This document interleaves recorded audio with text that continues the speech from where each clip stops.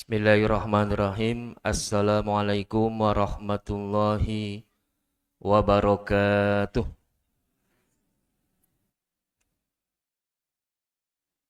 Alhamdulillah wassalatu wassalamu ala Rasulillah wa ala alihi wa ashabihi wa mawala. Qala Allah Ta'ala fil Qur'anil Karim, a'udzubillahi minasyaitonir rajim. Wa atakum min kulli ma sa'altumuh wa in ta'udu nikmatallahi la tuhsuha. Innal insana ladzalumun kafar. Shadaqallahu alim. Wa qala a'udzu billahi minasyaitonir rajim. Afara'aita man ittakhadha ilahahu hawahu wa adallahu Allahu ala ilmin khatama ala sam'ihi wa qalbihi wa ja'ala basarihi ghisawa faman ilah afala tadzakkarun. Shadaqallahul azim. Jamaah rahimakumullah, yang pertama dan utama marilah kita senantiasa bersyukur atas nikmat Allah, karena atas limpahan rahman dan rahimnya pada pagi hari ini kita bisa dan ini merupakan satu hal yang sangat istimewa. Yang kedua, sholawat dan salam semoga senantiasa tercurah pada junjungan kita Nabi Muhammad Sallallahu alaihi wasallam, Nabi yang terakhir yang tidak ada seorang Nabi pun setelah kenabian beliau. Jamaah rahimakumullah, mari kita senantiasa bersyukur karena dengan satu keyakinan bahwa nikmat Allah kepada kita tiada pernah mampu kita menghitungnya. Maka menjadi satu hal yang sebagai seorang makhluk untuk tahu diri terhadap Kholiknya. Bapak Ibu rahimakumullah, hari ini semuanya sehat nggih Ibu-ibu nggih? Bapak-bapak sehat Bapak-bapak? Alhamdulillah, kelihatan dari wajahnya nggih. Semuanya cerah-cerah, bahagia-bahagia. Semoga senantiasa diberi kesehatan jasmani, rohani, dan sehat ekonomi. Sing ini kok namung sehat ekonomi niki Ibu-ibu. Jasmani, amin. Rohani, amin. Dan ekonomi, amin. Jangan lupa bahagia.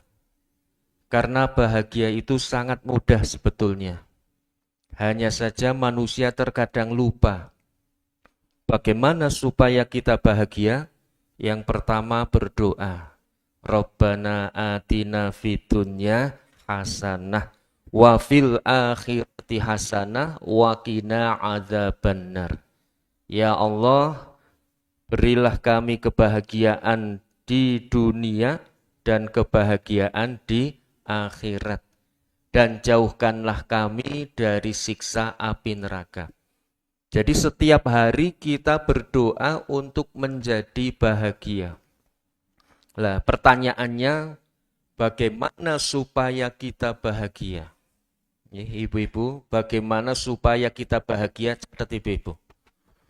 Yang pertama, supaya kita bahagia adalah lupakan masa lalu. Kenapa ibu-ibu? Lupakan masa lalu. Yang lalu biar berlalu. Kita buka lembaran yang baru. Apapun yang sudah terjadi, apapun yang sudah lalu dari diri kita, maka jangan selalu diingat-ingat. Boleh kita mengingat masa lalu, tetapi dalam rangka berdoa. Surat Al-Baqarah 127 dan 128. Yaitu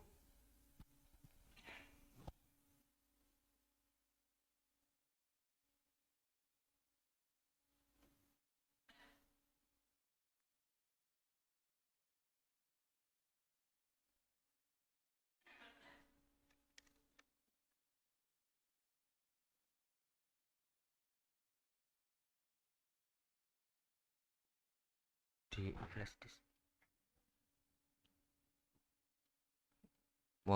Mohon maaf ini tidak muncul. Tidak pakai ini aja enggak?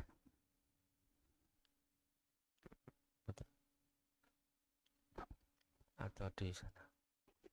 Makalah Ahad pagi. Yang pertama, apa ibu-ibu? Lupakan masa lalu. Yang lalu biar berlalu, kita buka lembaran yang baru. Surat Al-Baqarah 127 dan 128. Rabbana taqabbal minna innaka antas sami'ul alim wa tub alaina innaka anta tawwabur rahim. Ya Allah, terimalah amal ibadah kami karena sesungguhnya Engkau Maha mendengar lagi Maha mengetahui. Dan ya Allah, terimalah tobat kami karena sesungguhnya Engkau Maha penerima tobat. Jadi untuk yang masa lalu jangan terlalu diingat. Fokuslah pada masa depan. Jangan terlalu banyak melihat ke belakang. Karena yang di belakang banyak yang menyakitkan. Ngoten nggih Ibu nggih. Tulis Ibu niku nggih. Ngenjang ulangan niku nggih. Nah, ini yang pertama. Yang kedua, supaya bahagia apa? Syukuri masa kini. Jadi kalau kita bersyukur dengan hari ini, kita bersyukur dengan saat ini, itu pasti akan membahagiakan. Apa saja ketika kita syukuri, alhamdulillah pasti bahagia. Kenapa? Rumusnya ayat yang ke-7. Allah menyampaikan, la in syakartum la azidannakum. Kalau kalian bersyukur, maka sungguh jadi supaya bertambah nikmat, adalah bersyukur. Alhamdulillah. Apa saja ketika alhamdulillah, itu pasti akan membahagiakan. Dan orang yang bahagia itu kelihatannya atau biasanya banyak tersenyum, nggih. Tersenyum, nggih. Jadi orang yang bahagia itu banyak tersenyum. Orang yang tersenyum itu kan tandanya atau gak tandanya itu seperti begini nggih Ibu nggih. Regede, konten nggih mboten. Itu orang yang tersenyum. Maka anak-anak ketika ngirim surat setelah tarik banyak pembicaraan atau yang dikabarkan, salam manis dari adik Anda. Itu biasanya tandanya ngoten nggih Ibu nggih. Cok ngoten apa mboten Ibu? Lah, orang begini tersenyum itu seperti piring yang menghadap ke atas, seperti wajan yang menghadap ke atas, seperti tempat apapun yang menghadap ke atas. Itu artinya apa? Artinya siap menerima anugerah, siap mendapatkan rizki, siap mendapatkan karunia dari Allah. Kenapa? Karena seperti orang yang berdoa. Gimana Ibu? Orang yang berdoa pasti begini. Tidak mungkin orang yang berdoa begini. Lah, orang yang suka cemberut, perengat-perengut, jepaput Ibu. Itu seperti orang atau seperti tempat yang menghadap ke bawah, piring kebalik, wajan kebalik, tempat makanan kebalik. Gimana? Itu artinya orang yang tidak tersenyum itu seperti piring yang menolak anugerah, piring menolak rezeki, menolak karunia. Maka bapak-bapak ibu-ibu jangan lupa bahagia dengan senantiasa bersyukur. Tanda kesyukuran kita, wajah kita bahagia dengan banyak senyuman. Jamaah rahimakumullah, itu kebahagiaan yang kedua. Coba ibu-ibu tersenyum ke ibu-ibu nggih. 1 senti ke kiri, 1 senti ke kanan, 5 detik. 1, 2, 3, buncis. Nah, gimana nih ibu-ibu? Kalau buncis itu pasti tersenyum itu. Tapi kalau bayem atau mesti mingkem, merenggut, gimana nih ibu-ibu? Maka bapak-bapak di rumah jangan suka dimasakan bayam. Banyak-banyak masak buncis. Nah, menika nggih jamaah rahimakumullah. Jadi syarat yang kedua adalah syukuri. Apa saja ketika disyukuri pasti akan membahagiakan. Yang kedua, supaya kita bahagia apa? Jangan terlalu khawatir dengan khawatir boleh, tapi jangan keterlaluan. Kenapa? Karena ketika kita takut, khawatir tentu saja untuk mempersiapkan. Hanya khawatir saja, jamaah rahimakumullah, ada satu pertanyaan. Bapak-bapak, ibu-ibu, halo wonten bapak-bapak mboten nggih? Sudah pernah nggih naik pesawat, naik kapal, sudah ibu-ibu? Naik kereta ataupun naik bis kota.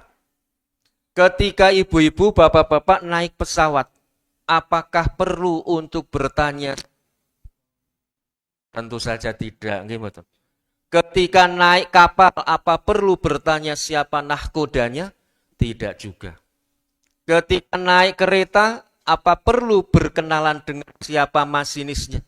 Masinisnya? Tidak juga. Ketika naik bis, mau wisata atau keluar kota, apakah menyempatkan diri untuk bertanya siapa drivernya? Tidak ada nih. Tetapi keempat alat transportasi umum itu, baik pesawat, kapal, ataupun kereta serta bis, kita naiki dengan tenang-tenang saja tanpa mengetahui siapa pilot, siapa nahkoda, siapa masinis, dan siapa drivernya. Tenang sekali itu. Bahkan ketika mau berangkat, bisnya kemudian berdoa. Bismillahi sakhkharolana hadza wa ma kunna lahu mukrinin. Bismillahi tawakkaltu ala Allahi la haula wa la quwata illa billah. Kemudian doa yang ketiga, Bismika Allahumma ahya wa bismika amut. Itu saking tenangnya, saking nyamannya, saking bahagianya, begitu bis berangkat, langsung bleksek tidur mimpi indah. Gimana Ibu? Tanpa khawatir, tanpa ketakutan, padahal tidak tahu siapa drivernya. Maka jamaah rahimakumullah, ada alasan bagi kita untuk tidak bahagia. Jangan mengkhawatirkan masa depan. Kenapa? Karena di dalam Al-Quran Allah menyampaikan, lahu ma fis samawati wa ma fil ard. Milik Allah segala yang di langit dan di bumi. Kita sudah diberitahu. Langit dan bumi itu milik Allah. Dzalladzi yasfa'u indahu illa biiznih. Siapa lagi yang akan memberi pertolongan kecuali atas izin Allah. Maka jamaah rahimakumullah, jangan lupa bahagia. Syaratipun pinten Ibu-ibu? Yang pertama, lupakan masa lalu. Yang kedua, syukuri masa kini. Yang ketiga, jangan terlalu khawatir dengan masa depan. Insya Allah kita akan berbahagia. Ketiga, jamaah rahimakumullah, pada pagi hari ini kami akan menyampaikan yaitu tadabbur surat Al-Jasiyah. A'udzu billahi minasyaitonir rajim. Afara'aita man ittakhadha ilahahu hawahu fa'atallahu Allahu ala ilmin wa khatama ala sam'ihi wa qalbihi wa ja'ala ala basarihi ghisawah. Afala tadzakkarun. Yang terjemahannya Allah bertanya kepada Nabi Muhammad, ya Muhammad, apakah kamu pernah melihat seseorang yang menjadikan hawa nafsunya itu sebagai sesembahan? Ketika seseorang menjadikan hawa nafsunya sebagai sesembahan, maka yang terjadi adalah 4 hal. Yang pertama Adallahullahu ala ilmin. Allah akan menutupi ilmunya. Yang kedua, wa khotama ala sam'ihi. Allah akan menutupi pendengarannya. Wa qalbihi, dan menutupi hatinya. Wa ja'ala ala basarihi ghisawah, dan akan dijadikan penglihatannya itu penuh dengan keraguan. Afala tazakkarun. Apakah kalian tidak memikirkannya? Jamaah rahimakumullah, ayat ini dan kemudian akan menyembah batu yang kedua. Ini sebab yang pertama menikah. Jadi orang-orang Arab jahiliyah, kafir Quraisy, itu menyembahnya adalah menyembah batu. Diceritakan suatu hari sedang perjalanan di padang pasir. Kemudian ketika datang waktu persembahan, mereka berhenti. Ketika mereka berhenti untuk menyembah Tuhan mereka, yaitu batu, kemudian apa? Begitu nyembah ada batu yang lebih bagus, batu yang sedang disembah dibuang. Tutup dengan pasir. Kemudian menyembah batu yang lebih bagus, lebih indah. Lah ini urusan menyembah kok sesuai dengan hawa nafsunya gimana? Ini mungkin dulu ketika zaman perakikan ngoten nggih Bapak-bapak nggih. Akiipun tasih napa mboten Bapak-bapak? Masyaallah, zaman perakian niku nggih Bapak-bapak Ibu-ibu nggih. Itu ada orang yang sholat ketika tahiyat nggih, tangan kanan at-tahiyatulillah, tangan kiri wah akikku apik temen ngoten nggih mboten. Ini jangan-jangan sudah termasuk persembahan terhadap batu. Nah, ini asbabun nuzul yang pertama. Asbabun nuzul yang kedua, yaitu cerita tentang musuh bebuyutan Nabi. Sebut saja yang bernama Abu Jahal dan Walid bin Mughirah. Abu Jahal dan Walid bin Mughirah suatu hari bercakap-cakap. Walid bin Mughirah bertanya kepada Abu Jahal, wahai Abu Jahal, mengapa tidak menerima dengan yang dibawa oleh Muhammad? Abu Jahal menjawab, bahasa Wonosobone ngoten nggih, iya ya. Ing ngatasi biyen Muhammad cilikane, kita percaya karena kejujurannya, kita sayangi karena kebaikannya, kita hormati karena kepeduliannya. Bahasa umur 40 tahun berbalik, yang tadinya kita cintai kita benci, yang tadinya kita percaya kita fitnah, yang tadinya kita hormati kita hina. Begitu Abu Jahal mengatakan begini, Walid bin Mughirah menyangka bahwa Abu Jahal akan menerima dengan yang dibawa oleh Nabi Muhammad. Maka Walid kemudian bertanya, kalau begitu kamu akan menerima dengan yang dibawa oleh Muhammad? Apa jawab Abu Jahal? Apa kata dunia? Kata ibu-ibu. Kenapa ibu-ibu? Apa kata dunia? Kalau saya sampai menerima dengan yang dibawa oleh Muhammad, saya pemimpin kaum saya orang terhormat. Dan yang ketiga nih ibu-ibu, dicatat ibu-ibu. Kata Abu Jahal nopo? Saya pujaan kaum wanita. Jadi Abu Jahal itu merasa pujaan kaum wanita. Wah, ini mungkin cover boy nggih Bapak-bapak nggih. Wis pokoknya ganteng kaya plinteng bileng nggih Bapak nggih. Saking gantengnya merasa dirinya pujaan kaum wanita. Maka kemudian Abu Jahal tidak mau menerima. Lah oleh para ahli ilmu disimpulkan, mengapa Abu Jahal tidak mau menerima dengan yang dibawa oleh Nabi, padahal Abu Jahal yakin dengan kebenarannya, yakin dengan kejujurannya dan kebaikannya Nabi Muhammad. Itu ternyata urusannya karena gengsi. Apa bapak-bapak? Karena gengsi. Maka kalau kita memiliki sesuatu, mengerjakan sesuatu, urusannya karena gengsi, hati-hati. Cepat-cepat luruskan niat. Kenapa? Karena itu hawa nafsu. Yang nek ora ganti motor yo gengsi yo. Cok ngoten apa mboten Ibu? Yang nek ora ganti HP yo gengsi yo. Kathah gimana? Yang nek ora milu piknik yo gengsi yo. Gimana? Pokoknya kalau ada kalimat gengsi, gengsi, gengsi, segera luruskan niat kita. Datang kemudian basa-basi sedikit, pindah silaturahim, nomor kali, nomor kali, kulo teng mriki ningali kok ada bunga yang sedang mekar mewangi. Di rumah saya ada seekor kumbang. Nek ngelamar ngoten apa mboten Ibu? Ungkapkan hatinya melamar Khadijah. Khadijah menolak dengan mentah-mentah. Minta maaf Abu Jahal. Hatiku terpenuhi untuk orang lain.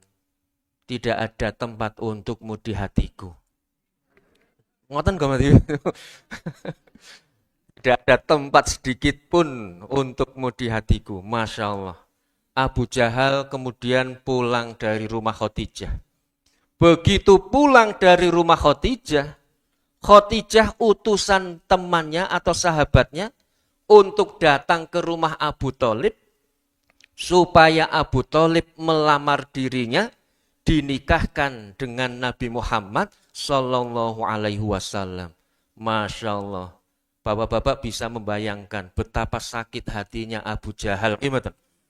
Ditolak mentah-mentah oleh Khadijah, Khadijah malah menerima lamaran dari musuh bebuyutannya. Maka pulang dari rumah Khadijah, Abu Jahal sambil bersenandung. Teganya. Gimana bapak-bapak ibu? Wong menolak diriku kok malah menerima musuhku niku. Masya Allah, Abu Jahal begitu sakit hati. Kalau seandainya Abu Jahal itu di Wonosobo mungkin akan mengatakan, cinta ditolak, dukun niki kok apal banget niki perdukunan. Jangan-jangan suka dukun ibu-ibu niki. Lah jamaah rahimakumullah, ini sebab dari mengapa Abu Jahal menolak apa yang dibawa oleh Nabi, yang pertama karena gengsi, yang kedua karena sakit hati. Dan itu akan senantiasa terus mengikuti atau akan senantiasa terus dilanjutkan oleh umatnya Nabi Muhammad. Pokoknya tidak mau mengerjakan sesuatu, tidak mau beribadah, tidak mau apapun aktivitas, itu biasanya karena gengsi dan sakit hati. Ada ibu-ibu yang ngaji, suatu hari berhenti lama menegang. Bu kok ora tau ngaji sih? Oh nyong sakit hati. Karo sapa sih? Kayak ustadz yang nyindir nyong, wae nek ngaji nggih mboten. Niku merasa tersindir di dalam pengajian akhirnya berhenti ngaji. Bapak-bapak, ibu-ibu, kalau ustadz mau balik sedang memberi pengajian menyindir atau merasa tersindir, itu sebetulnya bukan menyindir, tapi ngepas kemauan, tidak menyindir. Dan kalau merasa kita tersindir, maka ketahuilah bahwa orang bijak mengatakan, kalau kita mendengar nasihat dan kemudian sakit hati, ketahuilah itu sesungguhnya pengajian yang sesungguhnya. Kalau kita biasa saja, kalau kita tidak ada efek sampingnya, itu berarti pengajiannya kurang menyakitkan, kurang menyindir. Nah ini jamaah rahimakumullah yang pertama. Yang kedua, pernah kami sampaikan nih, ada musuh bebuyutan Nabi Muhammad yang kedua, yaitu Abu Lahab. Ada Abu Jahal, ada Abu Lahab. Lah mengapa Abu Lahab ini tidak menerima dakwah Nabi? Itu ternyata 11-12 dengan Abu Jahal. Kalau Abu Lahab itu menolak dakwah Nabi, ternyata karena urusan ekonomi. Jadi dia adalah seorang pemasok terbesar berhala-berhala yang ada di kota Makkah. Ketika orang-orang akan menyembah berhala, maka membeli berhalanya dari Abu Lahab. Abu Lahab itu mencari nafkah, mencari uang, mencari makan. Jadi urusannya itu perut saja, ibu-ibu nggih. Maka kalau bapak-bapak, ibu-ibu di rumah ibu-ibu itu masak enak sekali. Umpamanipun suatu hari masak grameh gitu. Campur lombok abang, campur peti, berasi rojo lele. Oh, bapaknya dahar dari pekerjaan pulang ke rumah langsung ambil piring, wah nyentok dahar mepil tanduk mawon, ibu harus mengingatkan. Ojo yo abu. Lu ngapa sih kaya Abu Lahab? Oh, iya, itu makanya sangat lahap nggih mboten. Jadi kalau makannya terlalu lahap berarti pengikut Abu Lahab. Nggih, Bapak-bapak, Ibu-ibu nggih. Artinya apa? Urusannya itu hanya ekonomi saja. Urusannya itu hanya materi saja. Itu Abu Lahab. Lah, maka jamaah rahimakumullah, kalau kita seperti itu berarti kita pengikutnya. Contoh kata umpamanya sudah waktunya sholat, hayya ala sholat, hayya alal falah. Masih sibuk saja dengan pekerjaan. Masih sibuk saja melayani pelanggan. Gimana? Pokoknya tidak berhenti untuk melaksanakan sholat. Maka ketahuilah dia sedang mengikuti jejak langkah Abu Lahab. Jadi jamaah rahimakumullah, musuh bebuyutan Rasulullah 2. Yang pertama Abu Jahal karena gengsi. Yang kedua Abu Lahab karena ekonomi.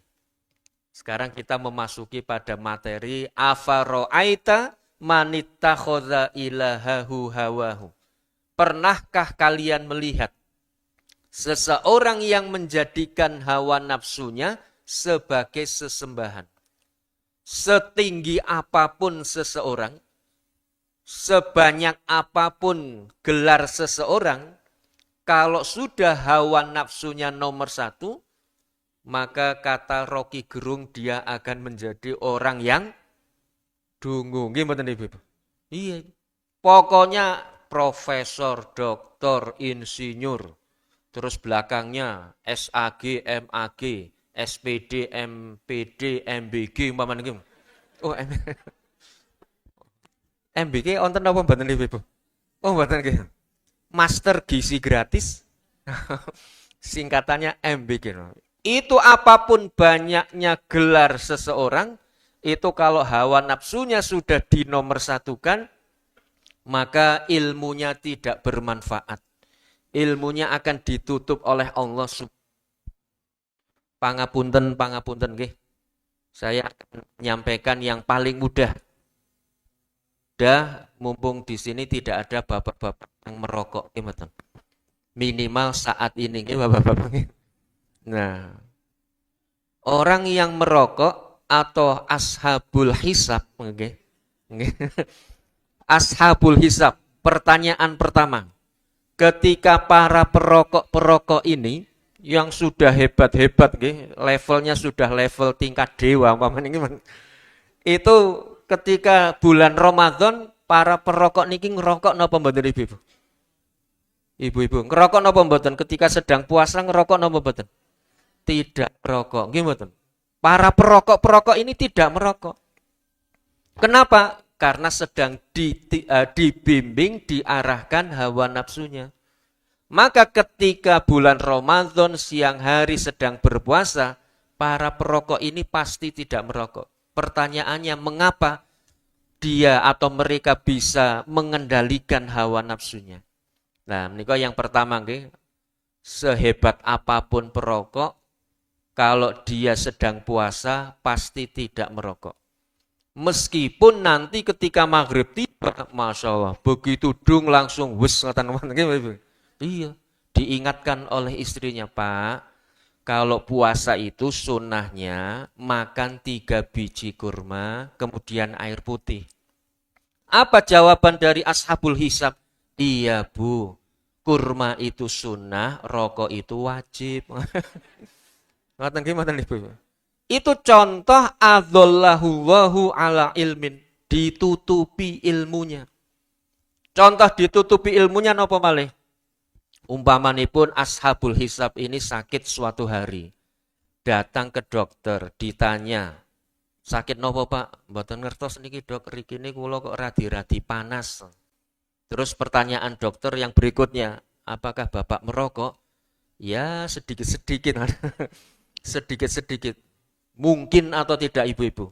Seorang dokter terhadap perokok, dadanya agak panas, menasihati. Oh, jenengan rokok tasih kurang niki Pak. Mungkin apa mboten? Tidak mungkin, nggih mboten. Jenengan rokok satu hari berapa Pak? Satu bungkus. Tambah Pak. Rong bungkus, nggih mboten. Tidak mungkin seorang dokter menasihati begitu. Bahkan dokter akan mengatakan, Pak, kurangi rokoknya. Kenapa? Karena di bungkus rokok sudah ada tulisan, rokok membunuhmu. Betul Ibu? Ahli rokok akan menjawab, wah dokter itu akidahnya kurang kuat.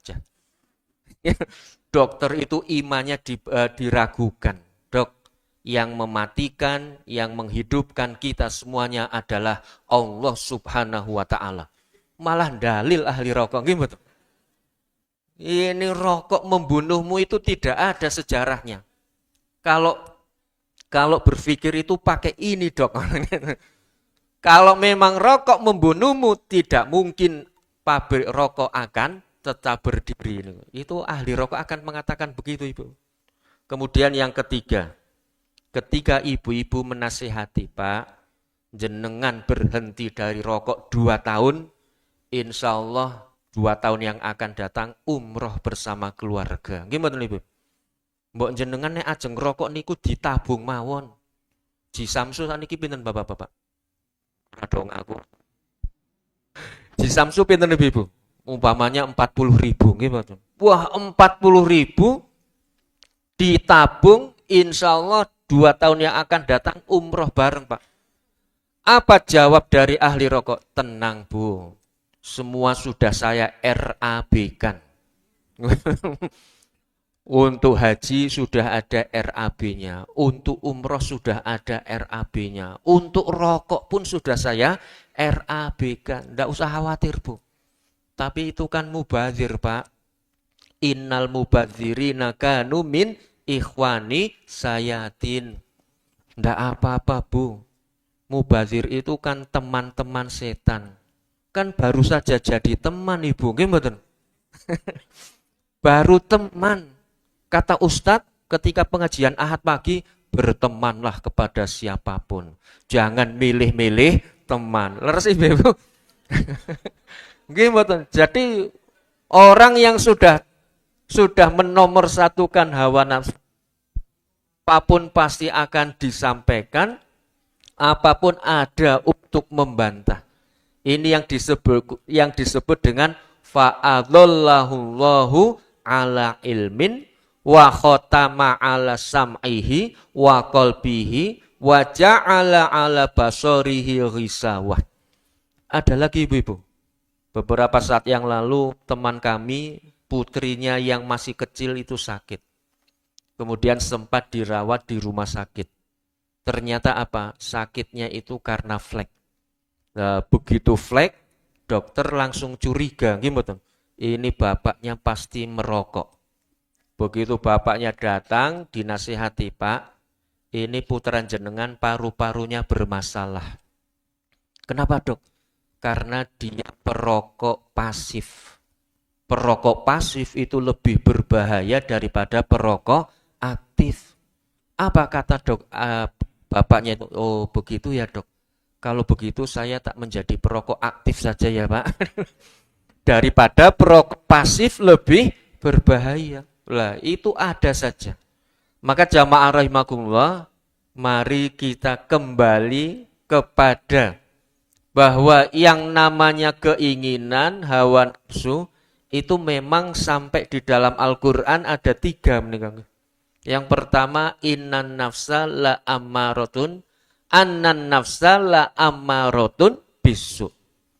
Sesungguhnya hawa nafsu itu menyuruh, mengajak kepada keburukan.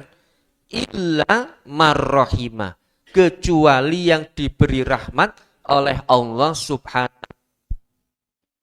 Jadi kalau kita diajak atau ada godaan atau apapun yang kemudian mengajak kepada keburukan, kita harus bertanya, apakah ini terjadi karena hawa nafsu atau karena memang kebutuhan atau keinginan. Ini ayat turun ketika Nabi Yusuf, Nabi Yusuf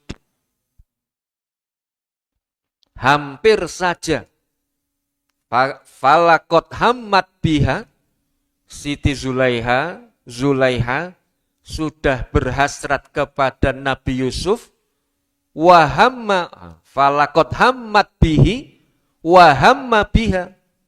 Jadi Nabi Yusuf itu hampir saja, hampir tergoda oleh Zulaiha, laula atro'a burhana rabbih. Kalau seandainya Nabi Yusuf tidak mendapatkan burhan dari Allah Subhanahu wa ta'ala. Para ahli tafsir ada yang mengatakan burhan atau petunjuk itu didapatkan dengan Allah menampakkan wajah bapaknya. Maka ketika kita ingin melakukan keburukan, melakukan sesuatu yang dilarang oleh Allah, bisa saja Allah dengan perantara siapapun. Bisa ingat wajah istrinya, bisa ingat wajah suaminya, bahkan mungkin bisa ingat wajah anak-anak.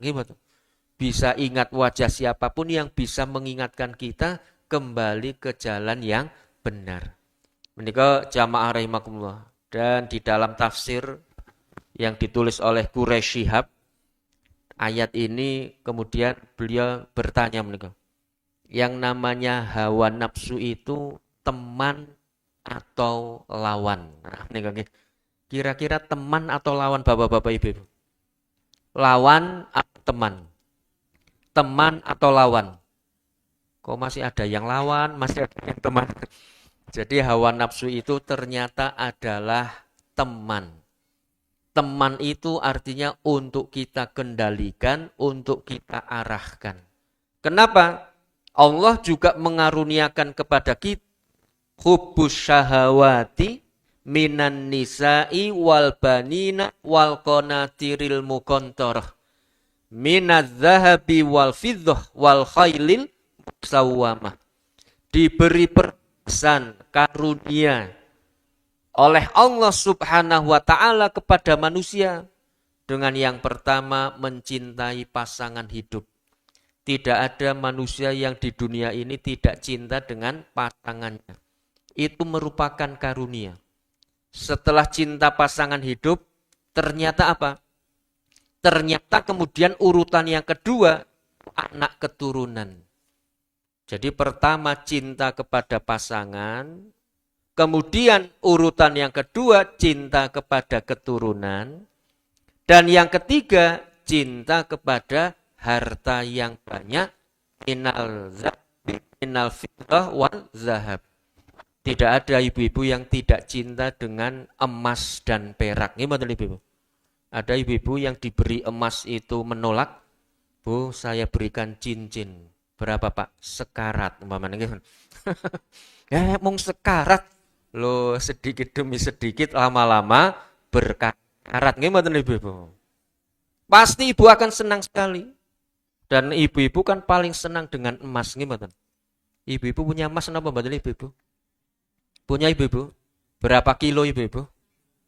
Yang 50 kilo nih kalau ibu-ibu.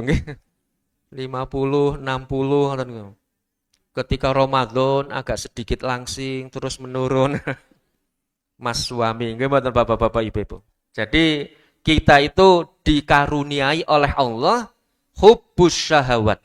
Hanya saja kemudian siapa yang diberi rahmat, artinya kita dianugerahkan oleh Allah dengan hubbus syahawat, maka ketika sudah mencapai hubbus syahawat ini, kemudian apa? Dijalani, diarahkan, yaitu dengan pernikahan. Itu namanya annan nafsa la ammaratun bisu illa marrohima. Kecuali yang diberi rahmat. Orang yang diberi rahmat menyalurkan hubbus syahawatnya dengan pernikahan. termasuk juga cinta kepada anak-anak, cinta kepada harta, emas, perak, kemudian harta yang banyak, itu harus disalurkan dengan cara bekerja mencari nafkah. Jamaah rahimakumullah, afaro'aita manitakhoza ilahahu wahu. Sampun dicatat ibu-ibu. Pekan yang akan datang ulangan nggih. Pokoknya semuanya nanti kalau nilainya itu masih di bawah KKM berarti harus remedi. Setuju Pak Mukhlas nggih? Pokoknya harus remedi niku. Jamaah rahimakumullah, ada satu doa yang diajarkan oleh Nabi kita Muhammad sallallahu alaihi wasallam untuk mendapatkan wahyu mendapatkan hawa nafsu yang senantiasa terjaga. Apa doanya? Allahumma ati nafsi taqwaha wa zakkiha anta khaira man zakkaha. Hafal ibu-ibu? Allahumma, ditirukan nggih? Allahumma ati nafsi taqwaha wa zakkiha anta khaira man zakkaha anta waliyuha. Pindah malih. Allahumma ati nafsi taqwa wa zakkiha anta khairu man zakkaha anta waliyuha wa maulaha. Satu kali lagi. Allahumma ati nafsi taqwaha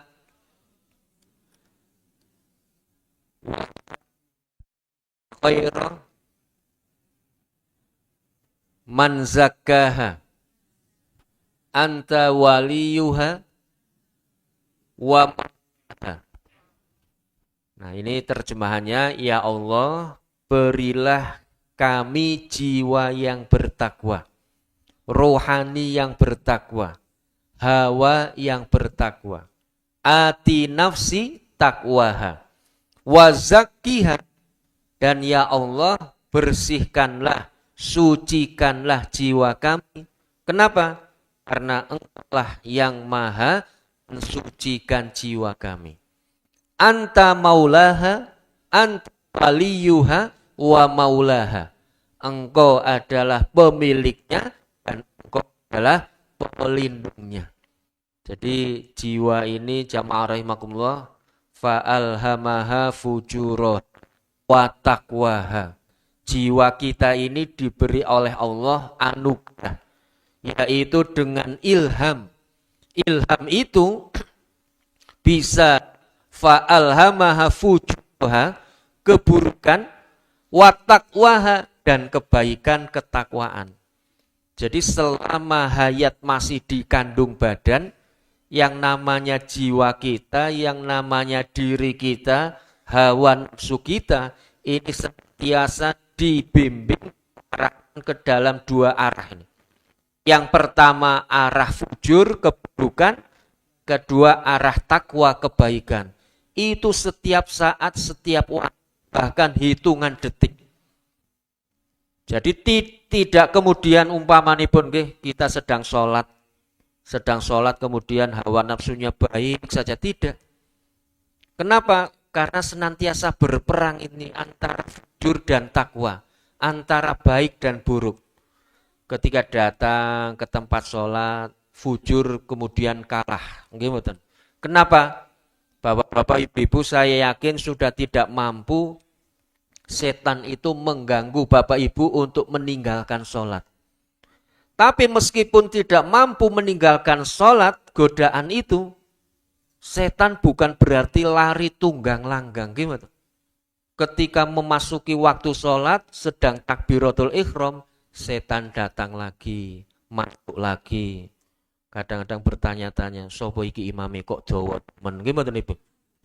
Yakin jangan mentang-mentang pensiunan Departemen Agama, hafal Al-Quran, yang pertama 50 ayat surat Al-Baqarah. Itu. Jadi begitu sholat pun masih ada.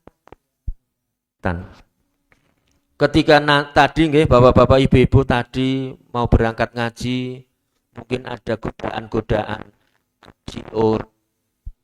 ngaji ora. Wah, jebule orang ngaji lho Pak, ngoten nggih mboten. Tapi bapak-bapak ibu-ibu tetap semangat untuk ngaji. Akhirnya setan kalah untuk menggoda kita tidak datang di pengajian.